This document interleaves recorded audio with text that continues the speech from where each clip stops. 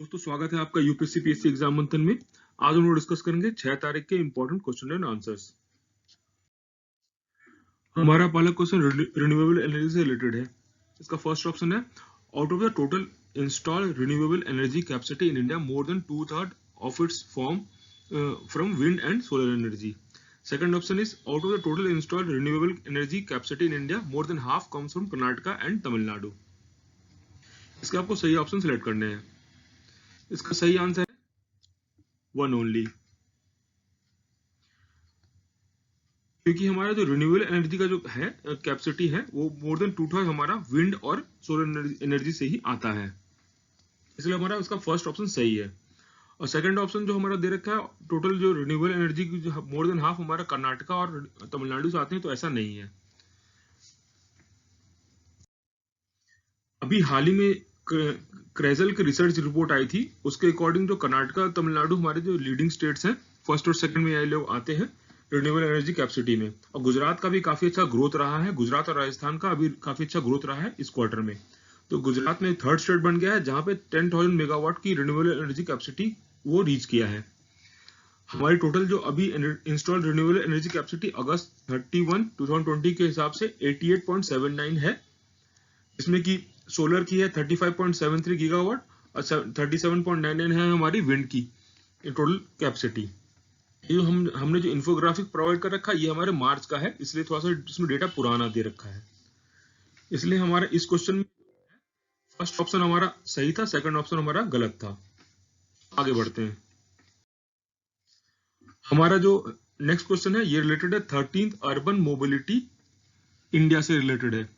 इसका कॉन्फ्रेंस से रिलेटेड है उसके। First option is it is being organized by the Ministry of Housing and Urban Affairs. Second option is the main theme of this year's event is accessible and livable cities.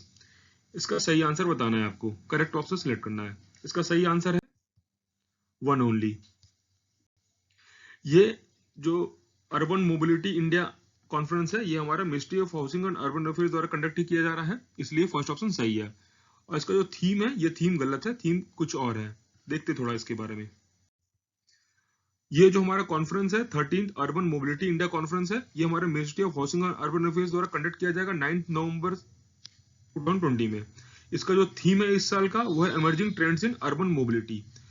इसका focus areas इस बार रहेंगे हमारे कि innovative measures हम लोग को prepare करना है नेशनल और इंटरनेशनल लेवल को, क्योंकि इस बार पैंडेमिक के कारण हमें कई सारे चैलेंजेस फेस करने पड़े कोविड-19 के कारण। तो उसी में हम लोग को कन्वीनियंट और साथ कन्वीनियंट ट्रांसपोर्ट और एक्सेसिबल ट्रांसपोर्ट के लिए हम लोग इसको फोकस करेंगे इस बार थीम में, इसलिए इसका थीम इसलिए रखा गया emerging trends in urban mobility. जो क्वेश्चन में हमने थीम दे रखा था वो एक्सेसिबल एंड लिवेबल सिटीज, ये लास्ट ईयर का थीम था, 12th अर्बन मोबिलिटी कॉन्फ्रेंस का थीम था, जो कि कंडक्ट किया गया था हमारे लखनऊ में।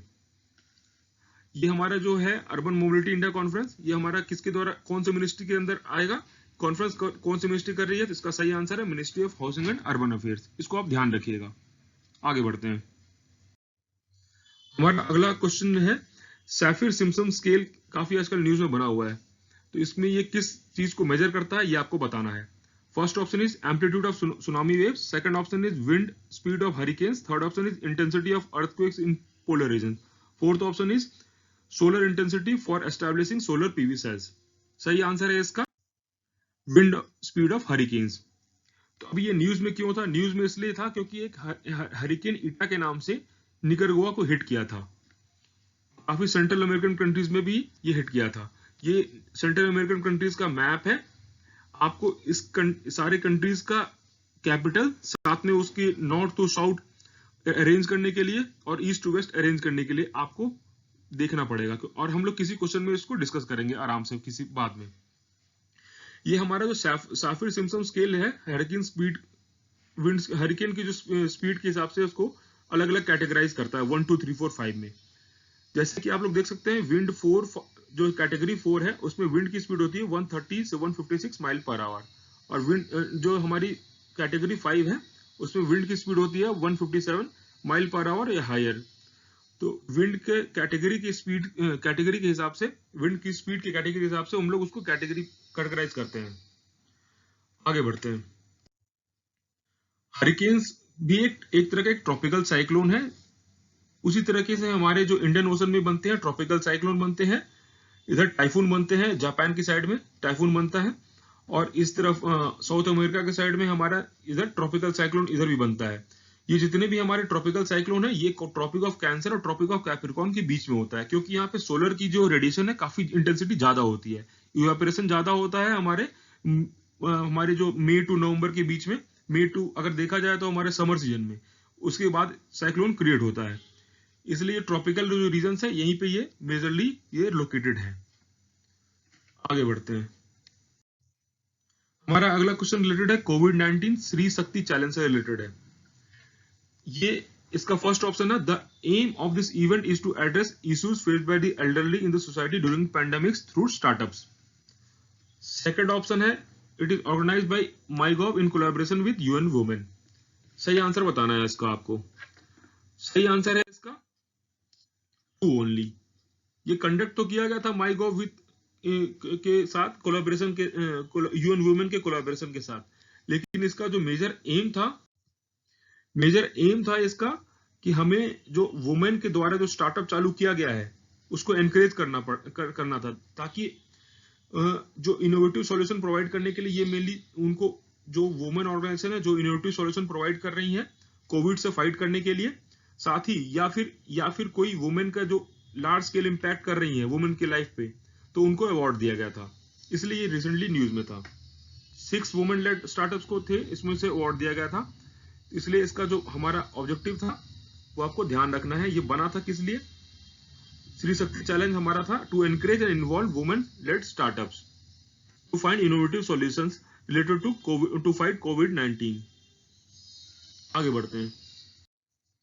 हमारा अगला क्वेश्चन है Luhri stage 1 hydro electric project से रिलेटेड है।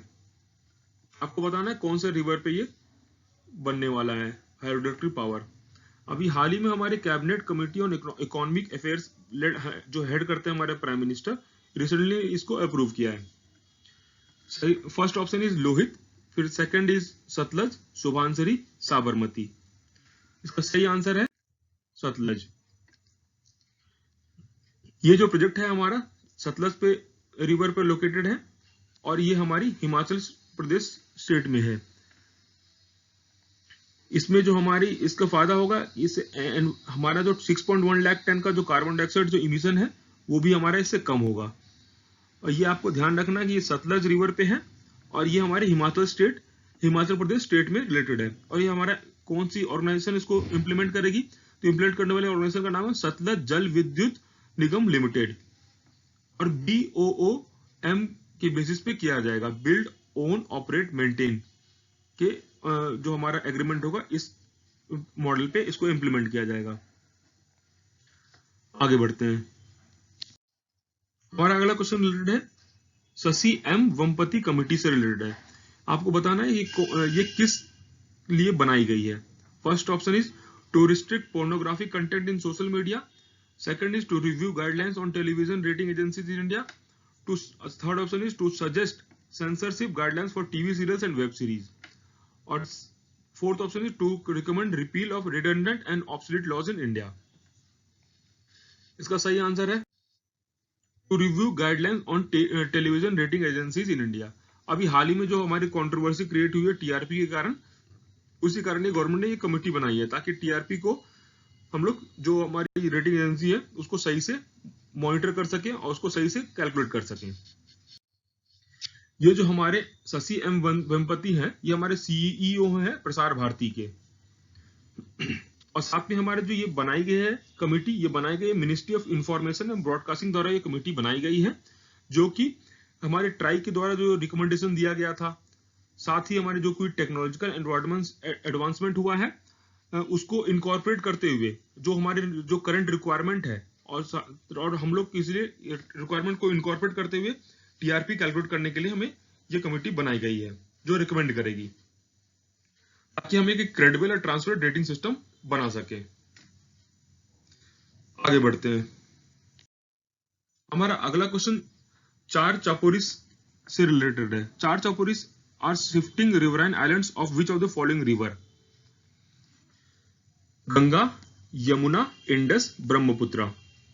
चार चापोरिस भी आजकल न्यूज में बना हुआ है, क्योंकि वहां पे एक म्यूजियम बनाने की बात हुई थी, इसलिए ये कंट्रोवर्सी में क्रिएट हो गया। तो हमें कंट्रोवर्सी में नहीं जाना है, हमें बस देखना है कि ये किस स्टेट से रिलेटेड है और कौन सा रिवर से ये रिलेटेड है।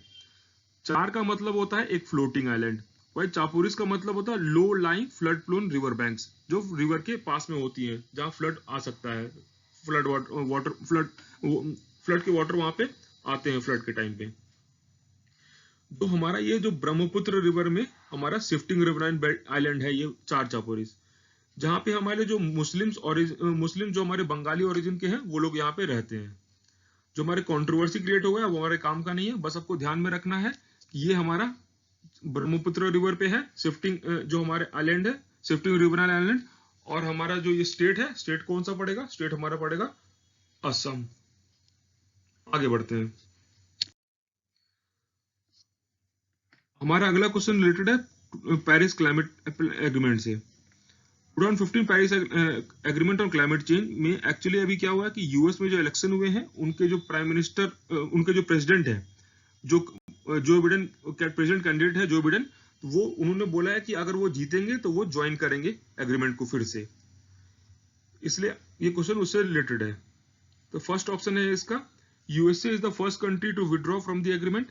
Second option is with contributing 14% of the total carbon emission, the USA is currently the second highest emitter after China.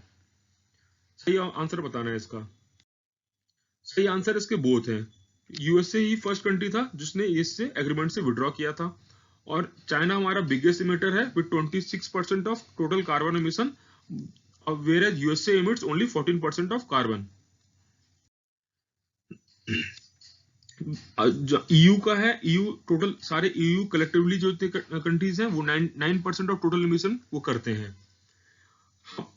और हमारा जो ये मेनली जो पेरिस एग्रीमेंट था उसके कुछ कुछ गोल्स थे, जिसमें कि हमारा जो मेजर एम था कि 2 डिग्री को हम लोग 2 डिग्री से ज्यादा बढ़ने नहीं देना है टोटल क्लाइमेट टेम्परेचर को, average temperature, global average temperature को, और हम लोग कोशिश करेंगे कि 1.5 से उसको रिस्ट्रिक्ट कर सके। ये हमारा अपने आप ही इन्फोर्स हो जाता अगर 55 countries covering 55% of global emissions उसको रेटिफाई कर देती तो। और इसके कुछ कुछ और जो प्रोविजन है वो आप लोग यहाँ पे पढ़ सकते हैं। इसी के साथ हमारा आज का सेशन समाप्त होता है। कृपया करके लाइक, शेयर, सब्सक्राइब करना ना भूलें। धन्यवाद।